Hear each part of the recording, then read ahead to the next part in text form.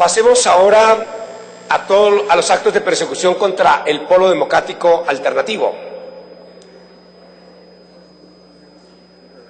Allí se hicieron seguimientos, hostigamientos, muchas irregularidades que ahora mencionaré contra los senadores, contra los miembros del Comité Ejecutivo Nacional, contra las coordinaciones departamentales y municipales del Polo Democrático Alternativo.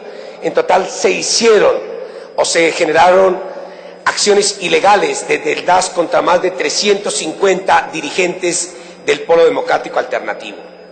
El objetivo: desprestigiar la imagen del Polo Democrático Alternativo, reducir la influencia política y social, asimilar al Polo Democrático Alternativo con los grupos insurgentes. Esa ha sido una práctica del presidente Uribe, ¿ya? Aquí cualquier periodista lo quiere uno entrevistar y le dice: oiga, ¿verdad que ustedes tienen relaciones o no con la FARC? Díganos, cuéntenos.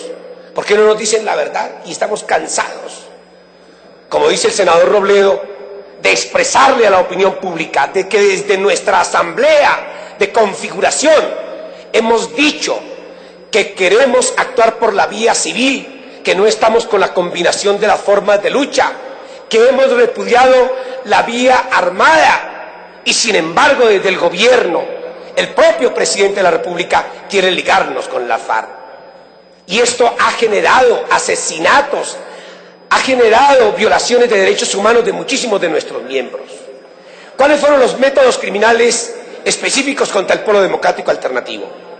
Interceptación ilegal de comunicaciones por correo electrónico, los teléfonos de oficinas, residencias, celulares, seguimiento a sus miembros y a sus familias, monitoreo de reuniones y conversaciones, montaje sobre apoyo financiero de gobiernos extranjeros, crear pruebas falsas para vincular sus dirigentes con la insurgencia, orden de individualización de todos los delegados al segundo Congreso Nacional. Recordemos lo del presidente Uribe. Vamos con el video. Las relaciones mías con los políticos siempre han sido públicas, a diferencia de relaciones de algunos integrantes del Polo con la guerrilla que son clandestinas. Esa es la diferencia. Imagínense eso, presidente de la República. Pues con razón, el DAS tiene que perseguir a los senadores, tiene que perseguir a los integrantes del Polo Democrático Alternativo. Si el presidente de la República, la primera autoridad, está diciendo que miembros del Polo tienen relación con la guerrilla. Veamos los casos específicos, los seguimientos y qué pasó con el maestro Carlos Gaviria. ¿Qué dijo el presidente de la República respecto de mi maestro Carlos Gaviria y de quien fuera el maestro del presidente de la República, el presidente Uribe, senador Carlos Gaviria? En febrero 6 de 2007, el presidente decía lo siguiente: lo que le va a tener que decir el doctor Carlos Gaviria al país es sobre su sesgo guerrillero, que le cuente al país su amistad con el ELN y con la FARC. El doctor Carlos Gaviria ha tenido una trayectoria de sesgo a favor de la guerrilla. Y vean lo que decía, lo que dijo el presidente Uribe de Gustavo Petro en febrero 3 de 2009. Quienes incendiaron el Palacio de Justicia con los dineros del narcotráfico simplemente se quitaron el camuflado, se pusieron un traje de civil y llegaron al Congreso. Simplemente pasaron de ser terroristas de camuflado a ser terroristas de traje civil. Pues con razón, los señores del DAS estaban autorizados para hacer seguimientos, para perseguir a Petro, para perseguir a sus hijos, etcétera. Si lo estaba diciendo el señor presidente de la República. De Navarro, en febrero 6 de 2007, decía el presidente de la República: entonces pongan en ese debate al doctor Carlos Gaviria y al doctor César Gaviria y al doctor Antonio Navarro Wolf, incitador de la violencia contra mi hermano. Y del representante Wilson Borja, febrero 20 de 2007. Aquí hay unos grupos políticos y a ese grupo pertenece el doctor Wilson Borja, un partido político en que él ha convalidado la idea de las diferentes formas de lucha, Y entonces esa guerrilla de las diferentes formas de lucha penetró periodismo, penetró política. Habría que ver quién combina aquí las formas de lucha. Eso lo veremos más adelante.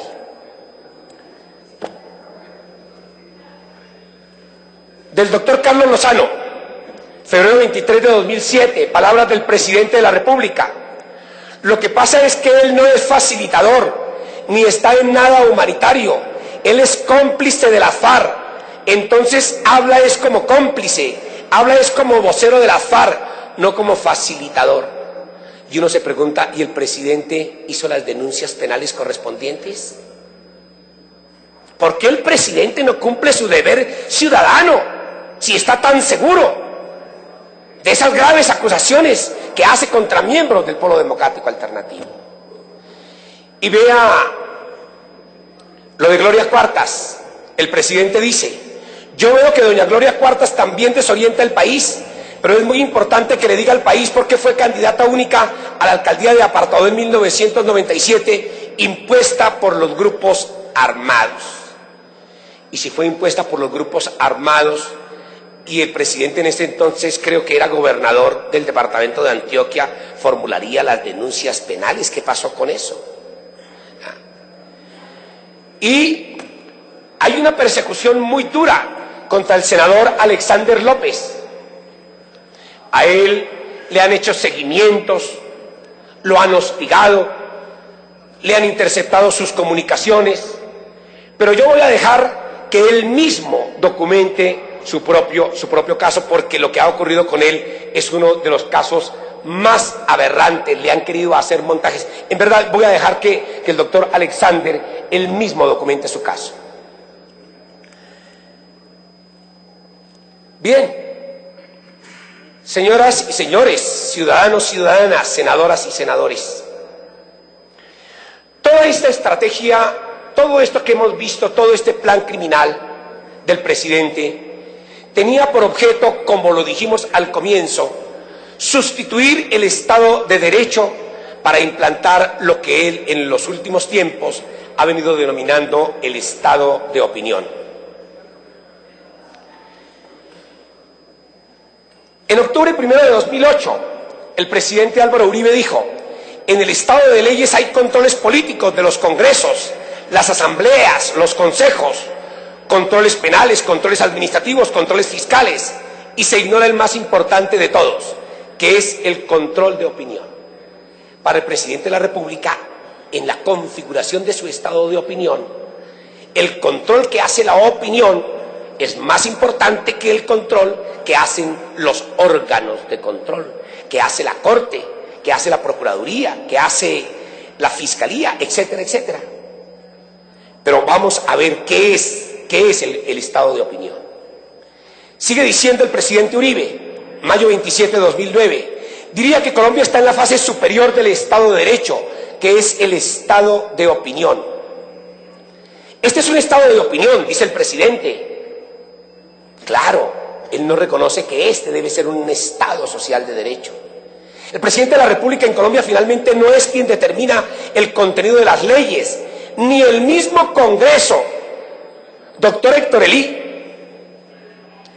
dice el presidente no es el que determina el contenido de las leyes, claro, pero dice, ni el propio Congreso. Aquí hay una participación muy dinámica de la opinión para determinar esos contenidos, los contenidos de las leyes. ¿Para qué Constitución de 1991? ¿Para qué Congreso de la República? Si la opinión, si el estado de opinión es el que define quién hace las leyes en el país. Lo que no se nos ha explicado es cómo se configura esa opinión. En mayo 28 de 2009, el presidente Uribe dice, ¿por qué mi interés por la opinión pública? Porque finalmente en este Estado, donde se vive esa etapa superior del Estado de Derecho, que es el estado de opinión, lo único sostenible es aquello que tiene recibo en la conciencia y en el corazón de la ciudadanía.